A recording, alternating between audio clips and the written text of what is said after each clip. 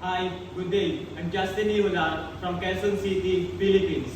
Today, I'm gonna demonstrate to you different types of tools and equipment for slaughtering operations swine.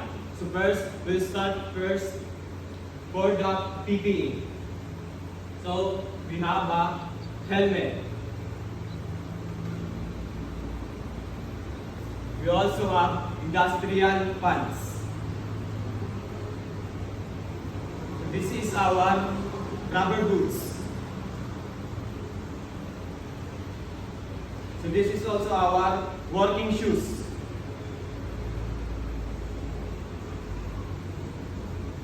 We also have apron.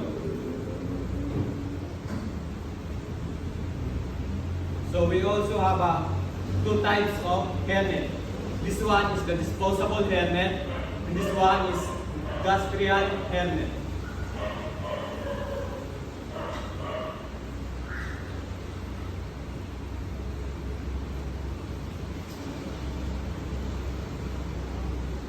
We also have different types of knives. These are the modern knives.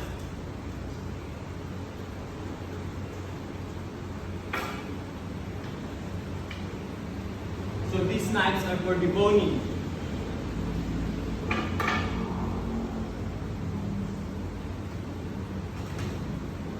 So these two knives are traditional knives.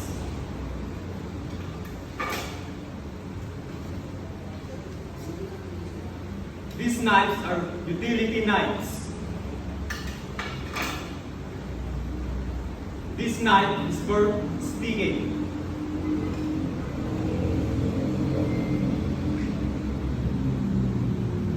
We also have different type of scrapers. So this one is a metal scraper to remove the enriched hair to the swine. We also have meat scraper, hair scraper,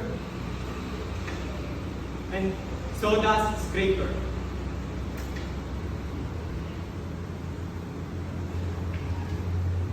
We also have a scabbard or banniard. So this is our industrial belt to hold our scabbard or banniard properly in our body.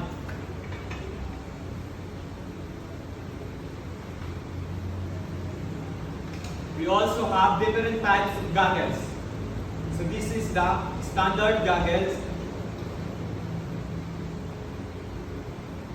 This one is the sawdust goggles. And this one is the machinery goggles.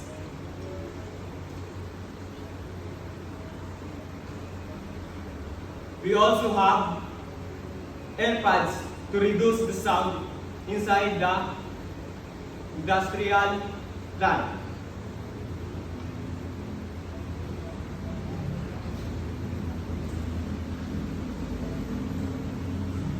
We also have different types of gloves. This gloves is a mesh gloves.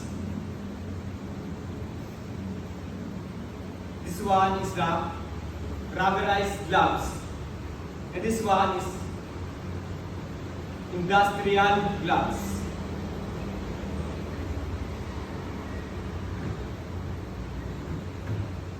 This one is the honing steel or sharpening steel.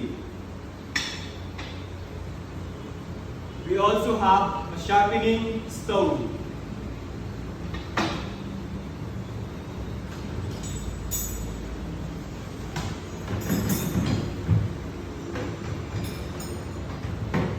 We also have different types of hook.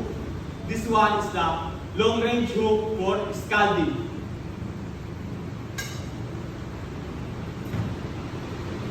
This one is the S hook.